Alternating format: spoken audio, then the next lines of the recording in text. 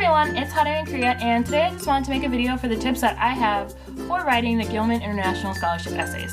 So, for the Gilman International Scholarship, you actually have to write 2 essays. One of them is a personal statement essay where you're describing basically why you want to study abroad, what encouraged you to study abroad, how you think studying abroad is going to help you, how it's going to help your career, what you plan to do when you get back, and all of those fun things like that. And then the second essay is going to be an essay about like how you're going to give back to the community when you come back from studying abroad. So like you have to do like a follow-up on service project is what they call it. So for me, I'm making YouTube videos, but you can do things like internships, you can just like go to a school and talk to like high school kids, elementary school kids, you can go to your classes at college and talk to college kids.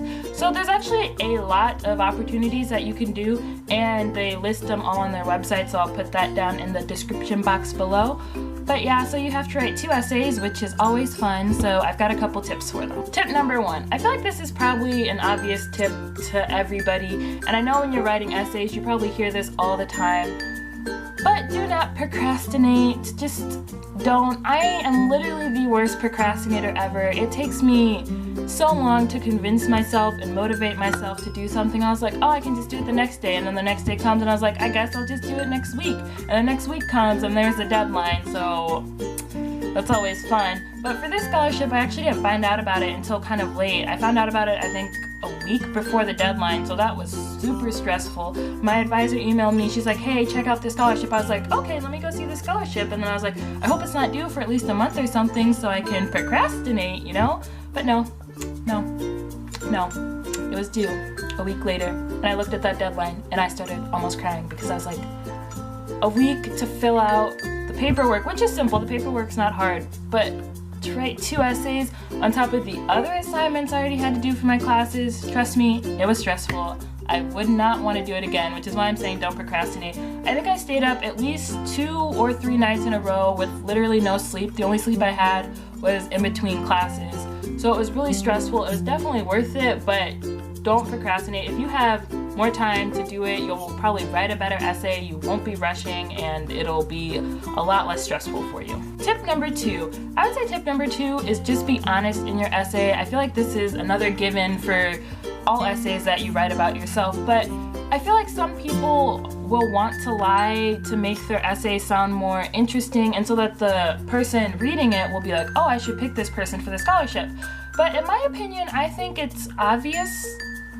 I don't know if I want to say obvious, but you can definitely tell when somebody's trying to like stretch the truth to like make their essay stand out more. So I definitely wouldn't want to do that. Okay, tip number 3. Tip number 3 kind of goes back to tip number 1 a little bit, but I would say that you definitely want to allow enough time to have other people to read your essays. Because if you're typing, and especially if you're typing when you're tired, you're gonna make silly mistakes, you're not gonna be thinking clearly, and so you need like another brain to like read your essay.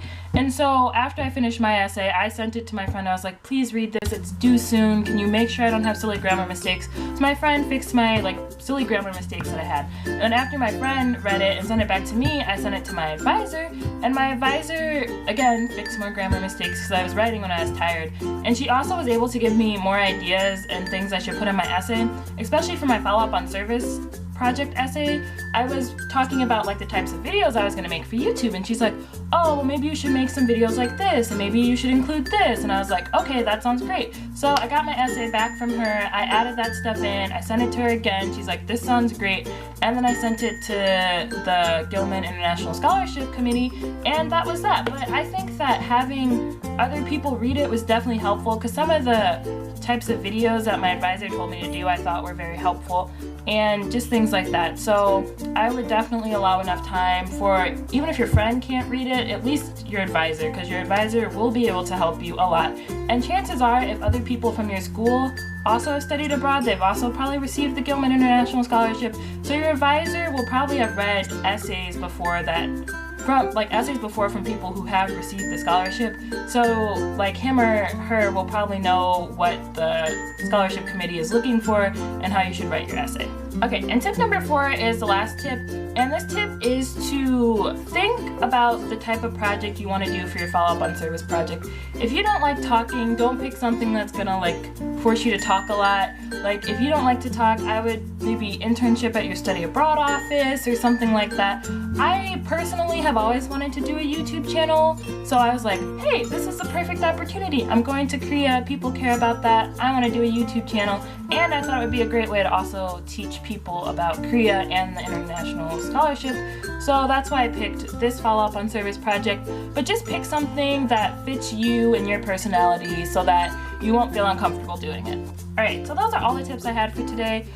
I feel like when I end this video, I'm going to be like, oh, I should have said that. Oh, I should have said this. And when I think of those things that I should have said, I will also include them in another video if I think of any more, because I'm sure there's probably plenty of tips. I'll also include in the description box below the Gilman International Scholarship. Actually, on their YouTube channel has a video for tips that they have for writing the scholarship. So I'll also put that in the description box below. But that's all I had for today. So if you like this video and would like to see more, make sure to subscribe to my channel, and I will see ya!